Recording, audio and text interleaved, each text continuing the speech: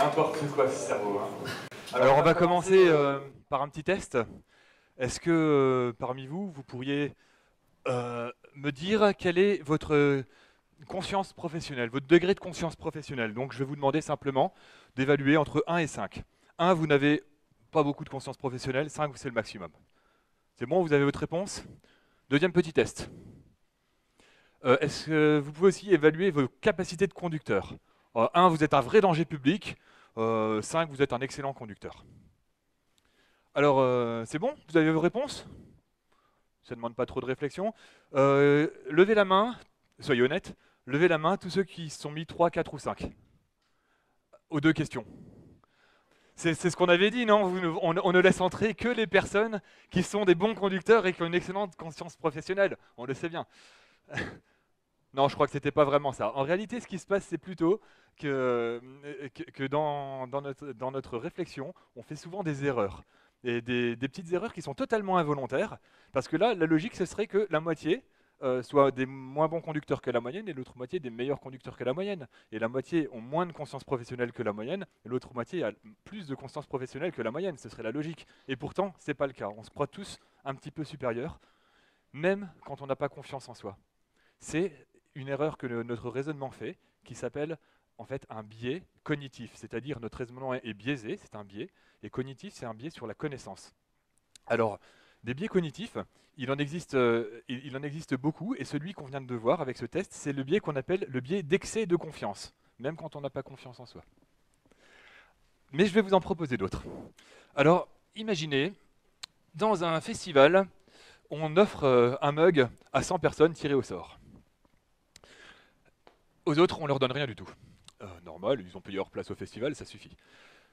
Ceux qui ont reçu le mug, imaginez, c'est vous. Il y a des gens qui viennent vous voir et qui vous demandent combien vous seriez prêt à me le vendre. Alors, combien vous vendriez un mug de cette, comme ça que vous avez reçu à l'entrée du festival? Allez-y. Ouais, ok, d'accord, j'entends des choses. Si vous n'avez pas eu de mug, maintenant, si vous n'avez pas eu de mug, à combien vous seriez prêt à payer pour en acheter un? Et voilà, et là, les réponses que j'entends, elles sont exactement celles qu'ont découvertes la première équipe de chercheurs qui a fait ce test grandeur nature. C'est une équipe de chercheurs en psychologie, dirigée par Daniel Kahneman, et qui a proposé cette expérience. Ceux qui avaient un mug, en général, acceptaient de le vendre pour, en moyenne, 5,25 $. Par contre, ceux qui n'en avaient pas, on leur a demandé à combien ils seraient prêts à l'acheter. Et on a même fait une variante de cette expérience qui était de leur dire on vous donne soit de l'argent, soit un mug. Donc à certains, on a demandé pour 1 $, vous préférez l'argent ou le mug? Bon, ils prenaient le mug. Pour 10 $, bon, prenez l'argent, etc. Et en fait, la moyenne, c'était 2,50 $. Ce qui est quand même surprenant, c'est que les deux situations sont les mêmes. Pour 4 €, vous avez le choix entre avoir 4 € ou avoir un mug. Si vous avez le mug qu'on vous l'a déjà donné avant, pour 4 €, vous gardez le mug. Si vous n'avez pas eu de mug, pour 4 €, vous gardez les 4 €. C'est bizarre, non? N'importe quoi ce cerveau. Enfin, bref, ce biais cognitif, il a été aussi mis en avant dans d'autres expériences. Par exemple, une université aux États-Unis qui s'appelle Duke, qui est une université où le basket est une vraie religion là-bas. Pour assister à un match de basket, les étudiants sont capables de faire du camping 3 jours devant la salle des sports avant un match normal, de saison régulière. Alors imaginez quand le club arrive en quart, demi-finale du championnat universitaire américain, là on est obligé de procéder à un tirage au sort pour déterminer qui aura le droit d'acheter sa place. Donc il y a les heureux gagnants et puis il y a les malheureux perdants, beaucoup plus nombreux. Donc ceux qui ont reçu une place, on leur a demandé à combien ils seraient prêts à la vendre, cette place, pour quelqu'un qui ne l'aurait pas eu. Et on a demandé la même chose à ceux qui n'ont pas eu de place, combien vous seriez prêts à mettre pour avoir une place si c'était qu'une question d'argent. Alors la surprise, c'est que là, les personnes qui avaient leur place étaient prêtes à la vendre 2400 $ en moyenne. Pas en dessous, à 2000 $, ils préfèrent garder la place. En revanche, ceux qui n'avaient pas eu de place, pour 170 $, ils l'achetaient, mais pas plus. Hein. À 200 $, ils ne la prenaient pas. Donc vous voyez la différence qu'il peut y avoir. Alors ce biais, il est assez particulier, ça s'appelle l'aversion à la perte, c'est-à-dire qu'à chaque fois qu'on a quelque chose qui nous appartient, eh ben, on n'a pas envie de le perdre. Il a beaucoup plus de valeur quand il nous appartient que quand il ne nous appartient pas. Même si c'est que depuis 5 minutes, dans le cas du mug reçu au début du festival. À partir du moment où ça nous appartient, ça a de l'importance. C'est pourquoi, dans des opérations immobilières, quand vous vendez votre maison, vous lui donnez toujours plus d'importance que l'agent immobilier. Parce que ça vous appartient. Et si l'agent immobilier met deux biens de la même valeur l'un à côté de l'autre, dont un qui est le vôtre a évidemment beaucoup plus de valeur. Bon. Autre exemple, vous reconnaissez ces deux personnages? Deux présidents américains. Alors, est-ce que vous saviez que depuis 1900, tous les présidents américains, de 1900 à 2018, mesurent plus d'1,75 m? C'est assez surprenant quand on sait que la moyenne de la population masculine aux États-Unis, elle est en dessous d'1,75 m quand même sur la période. Il n'y en a pas un qui mesure moins d'1,75 m. C'est bizarre. La taille, en fait, semble importer plus que les compétences. Je pense que l'image de droite ne démentira pas. C'est ce qu'on appelle l'effet de halo. En fait, l'effet de halo, c'est le fait qu'on s'attache plus à l'apparence physique d'une personne qu'à tout le reste. Et vous croyez peut-être que c'est qu'aux États-Unis qu'on raisonne comme ça. Mais non, en Europe, c'est la même chose. Si on prend la moyenne des salaires, je vois qu'il y a des personnes qui, dans la salle, sauront de quoi je parle, et ça va peut-être les surprendre. La moyenne des salaires, eh bien, chaque centimètre gagné, c'est 20 € de plus par mois. Ça veut dire que pour une personne qui mesure 1,65 m et à côté une personne qui mesure 1,85 m, il y a en moyenne 5 000 € de différence par an. Oui, et ça, ce sont des vraies études qui ont été menées en Europe. Alors, vous voulez peut-être mesurer votre voisin pour savoir combien il gagne? Bon, trêve de plaisanterie, ça pourrait être drôle, enfin, surtout si on est beau et grand. Euh, bon, parce que évidemment la beauté ça joue aussi, mais en fait c'est pas si drôle que ça, parce qu'il faut savoir que même dans le domaine de la justice, ça a eu une véritable influence. On a fait cette expérience de proposer à des juges un texte qui décrivait une situation, la situation d'une personne, avec tout un argumentaire, et on demandait au juge de savoir si cette personne était coupable ou non coupable. Mais pour cela, on rajoutait une photo. Alors de temps en temps, on rajoutait la photo d'une personne au physique plutôt disgracieux, et pour d'autres, une personne plutôt belle. Bon, pas ces photos-là, hein, je vous rassure, mais d'autres quand même. Eh bien, la surprise, c'est que les juges, déclaraient coupable 84% la personne au physique disgracieux, contre seulement 56% pour une personne physiquement agréable. C'est ce qu'on appelle un délit de sale gueule, c'est ça? Voilà. Alors, troisième situation. Dans un village, on a 600 personnes qui sont malades. Une véritable épidémie. C'est une situation aussi qui a été étudiée par des chercheurs et que je vous présente ici. On a donc fait appel pour remédier à ces 600 malades à deux laboratoires qui vont chacun nous proposer deux remèdes et nous, on choisira lequel on a envie. Donc premier remède, premier laboratoire, il propose un premier traitement qui permet de sauver 200 personnes. Et il propose un deuxième traitement qui propose de sauver les 600 personnes, mais avec seulement une chance sur 3. Et il y a 2 chances sur 3 que personne ne soit sauvé. Eh bien, selon les études, les gens ont privilégié le traitement 1 à 72% et le traitement 2 à 28% seulement. On a fait la même expérience, mais cette fois avec le laboratoire B. Celui-ci proposait un traitement 1 où 400 personnes meurent, et un traitement B, 2 où personne ne meurt, mais une chance sur 3 seulement, où les 600 personnes meurent pour 2 chances sur 3. Voilà. Et bien là, présenté comme ça, sans que les gens aient eu accès au laboratoire A, les gens ont privilégié le traitement 2 à 78%. Mais quand on regarde bien, on est d'accord, c'est exactement les mêmes situations. Et les gens ont réagi complètement différemment. Comment ça se fait? C'est simplement parce que selon la manière dont on nous présente les choses, ça va totalement induire nos choix. Et à partir du moment où il y a un risque de créer du dégât, eh ben on privilégie plutôt l'autre solution.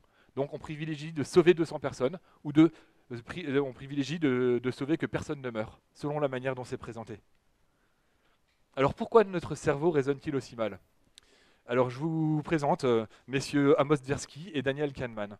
Ces deux chercheurs en psychologie, dans les années 70, ont étudié ces phénomènes. Ce sont eux qui les ont mis en lumière, donc ce qu'on appelle les biais cognitifs. Ils en ont découvert beaucoup, et tout ce travail a permis, en tout cas, à Daniel Kahneman de gagner le prix Nobel en 2002, parce que Amos Tversky était mort à ce moment-là, donc il n'a pas pu le recevoir. En revanche, Daniel Kahneman a reçu le prix Nobel d'économie, et non pas de psychologie, alors qu'il est psychologue. Pourquoi? Parce que toutes ces découvertes ont une influence énorme dans l'économie, et c'est ça qui a été mis en avant. Alors pourquoi ces biais cognitifs? Eh bien, d'abord et avant tout parce que c'est notre cerveau qui veut raisonner vite. Il se simplifie la vie en essayant d'aller au plus rapide, au raisonnement le plus logique en apparence. Et ce qui se passe, c'est que dans l'évolution, c'est ça qui a permis de sauver l'espèce humaine. Aujourd'hui, notre cerveau continue de raisonner comme ça, même si on ne s'en rend pas compte. Parce que le plus souvent, évidemment, on ne s'en rend pas compte. Vous connaissez tous les illusions d'optique. Hein, l'œil qui se trompe, on a l'impression que le segment d'en dessous est plus long que celui d'au-dessus, alors qu'en fait ils sont de la même taille. Peut-être vous connaissez aussi celle-ci? La case A ou la case B est la plus foncée? Et bien en fait elles sont exactement pareilles. Voilà. Et ça, notre regard se laisse tromper. Mais quand c'est notre raisonnement qui se laisse tromper, c'est quand même plus gênant. Et pourtant c'est la vérité, notre raisonnement se laisse vraiment tromper. Donc ces biais cognitifs, ils ont un vrai problème, c'est qu'on ne se rend pas forcément compte qu'on est soumis à ces biais cognitifs. Si on était conscient, eh ben, on remédierait, mais comme on n'en est pas conscient, on se fait avoir. Allez, encore un petit exemple qui va certainement vous parler. Un biais cognitif très célèbre. Combien y a-t-il de pays africains à l'ONU? Alors on a posé la question, mais de la manière suivante. À un premier groupe, on leur demande, y a-t-il plus ou moins de 10% africains à l'ONU? La réponse, plus. Et combien y en a-t-il donc précisément? Ils répondent 25%. On a posé la question à un autre groupe, mais avec, y a-t-il plus ou moins de 65% de pays africains à l'ONU? La réponse, moins, a priori. Mais alors combien précisément? Réponse, 45%. Vous voyez la différence, 25%, 45% selon la manière de poser la question. Mais là, c'est pas seulement la manière de poser la question, c'est qu'on a posé un chiffre au départ. Et notre cerveau s'est laissé influencer par ce chiffre pour donner une réponse. C'est ce qu'on appelle l'effet d'ancrage. Vous connaissez tous Steve Jobs? Alors, le jour où il a présenté l'iPad chez Apple, il a fait une grande conférence en expliquant que les équipes de Macintosh avaient bossé pendant des années et des années d'Apple, et ils ont investi tout leur savoir-faire dans cette magnifique planche qui a un design vraiment épuré. Donc, des équipes complètes ont travaillé, on a mis les meilleurs matériaux pour qu'il soit solide. Son prix, c'est forcément 999 $. On ne peut pas faire moins avec tout ce qu'on a investi dedans. Mais quand même, ça serait dommage que l'iPad n'arrive pas dans toutes les familles. Donc pour aider toutes les familles à pouvoir s'en procurer un, Apple fait un énorme effort et vous propose l'iPad au prix exceptionnel de 499 $. Et là, la salle entière s'est levée et a applaudi Steve Jobs pour ce geste merveilleux, tout à fait compatissant pour toutes ces familles qui ne pourront pas intoxiquer leurs enfants à la tablette. Malheureusement qu'ils les intoxiqueront quand même. Bref, en fait l'iPod il vaut combien? Il pourrait valoir 200 $. Il pourrait valoir 100 $, 300, on n'en sait rien. Quelle est la vraie valeur en fait d'un objet comme ça? Mais pourquoi la salle s'est levée et applaudit? Parce qu'elle était convaincue que la valeur était donc de 1000 $, et donc elle a eu l'impression de faire une bonne affaire. C'est ce qu'on appelle l'effet d'ancrage. Et du coup, un petit truc là, un petit conseil quand vous faites une négociation, soyez toujours le premier à donner un chiffre. Parce que du coup, l'autre est obligé de s'adapter à ce chiffre dans votre négociation. Voilà. Petit truc en passant, c'est gratuit, ne remerciez pas. Allez, un autre biais qui est particulièrement important et qu'on trouve à l'œuvre dans beaucoup de choses, c'est le biais qu'on appelle le biais de confirmation. Une erreur qui nous arrive aussi souvent.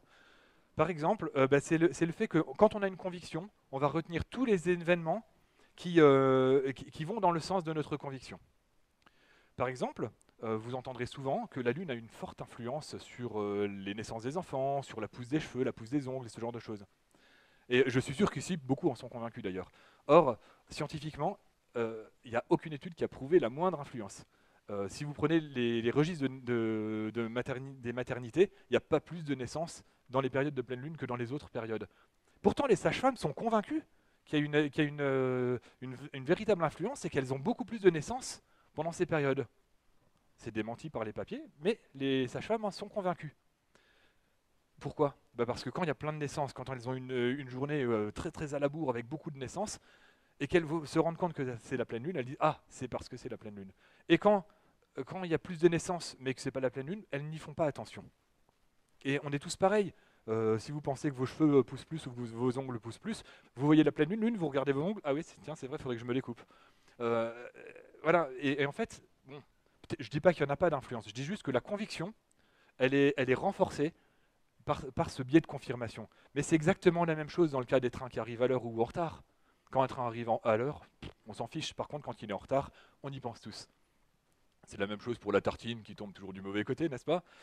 Pour la queue au péage ou à la file de la caisse. On a toujours l'impression de prendre la mauvaise queue. Voilà. C'est aussi vrai dans le cas de la religion. Les croyants qui, quand ils prient, ont l'impression d'avoir des réponses à leurs prières. En fait, c'est surtout parce qu'ils se souviennent des fois où il y a eu un exaucement à leur prière. Et les fois où il n'y en a pas eu, ils n'en tiennent pas compte dans leur raisonnement. Mais c'est aussi vrai dans le cas de toutes ces théories du complot qu'on peut entendre. Là, par exemple, cette affiche vous montre l'idée préconçue que les Juifs dirigent le monde. Alors c'est simple. Si vous apprenez que tel Premier ministre, tel président, tel chef d'entreprise, tel banquier est juif, vous dites ah bah ah oui, forcément, il est juif, il dirige le monde. Or, euh, ceux qui pensent vraiment que les juifs dirigent le monde ne se rendent même pas compte qu'il y a énormément de dirigeants d'entreprise, de chefs d'État, etc., qui ne sont pas juifs et qui n'ont aucun lien avec des juifs. Donc c'est aussi une manière de fonctionner des théories du complot, ce biais de confirmation. C'est-à-dire que tout ce qui va dans notre sens, ben, on y croit plus que le reste. Alors en fait, on a recensé à peu près 175 biais cognitifs. Je ne vais pas vous les expliquer tous parce que ce serait trop long. Je vais juste terminer par trois qui me semblent assez amusants et assez sympathiques. Alors, vous savez que entre un vin pas cher et un vin un petit peu meilleur, le plus cher est forcément meilleur, n'est-ce pas, hein? D'ailleurs, je me suis trompé en le disant. Enfin, bon, dans le cas qui nous préoccupe ici, je pense que c'est évident. Mais euh, quand vous dégustez un vin et que vous savez qu'il est plus cher, vous avez tendance à le trouver meilleur. Et ce n'est pas juste euh, par, euh, parce que votre goût est mal fait. On a passé des IRM, on a fait passer des IRM du cerveau à des personnes qui dégustaient un vin. Quand elles le croyaient plus cher, eh bien, les zones du plaisir dans le cerveau étaient vachement plus activées. C'est la preuve donc que c'était pas seulement de l'ordre de l'intellect, mais même du ressenti complet. Le biais d'autocomplaisance. Alors celui-là, si vous êtes encore étudiant ou pas loin, vous vous en souvenez, quand votre prof vous mettez une sale note. Hein, ouais, il était vache le prof. Ah non mais et puis il peut pas me supporter, il peut pas me voir. Ouais, mon devoir il était correct, mais bon celui d'à côté il a eu mieux pour le même devoir. Hein. On a toujours tendance à reporter les problèmes des autres, nos problèmes sur les autres. Par exemple, pour ceux qui aiment le sport, forcément si votre équipe favorite perd, c'est de la faute de l'arbitre. Bon, allez, un dernier petit exemple. Alors, vous allez acheter un stylo. Magnifique stylo, vous le trouvez à 22 euros dans une boutique. Et là, votre copain vous dit, vous savez, tu sais, je l'ai trouvé à 15 euros dans une boutique à 10 minutes d'ici. Vous faites quoi?